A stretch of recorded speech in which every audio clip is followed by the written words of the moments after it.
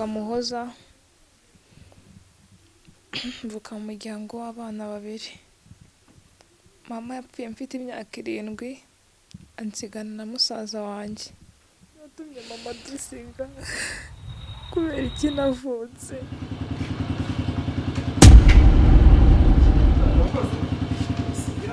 Wenda tutagiye kure message nari nakohereje nanayikubwira sibyo byaba byiza. SMS nari nakoherereje kuri email yawe yari SMS kwereka ko anti urakeye Bisanzwe minsi urakeye no warengeje anti. Muradere nawe ubwiza bw'umuryango yaragufata Imisatsi myiza ko nawe ntukiyitaho ugifunga imisatsi.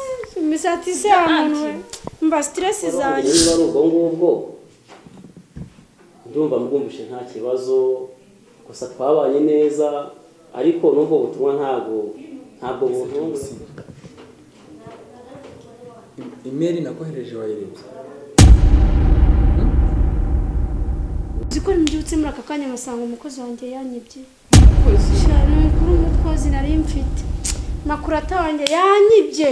Naje nsanga ibintu bijyanye mu cyumba hose. Bajije umwana ngo yagiye. ubwo se si umukobwa duhuye Murahuye? mvuye kuri moto.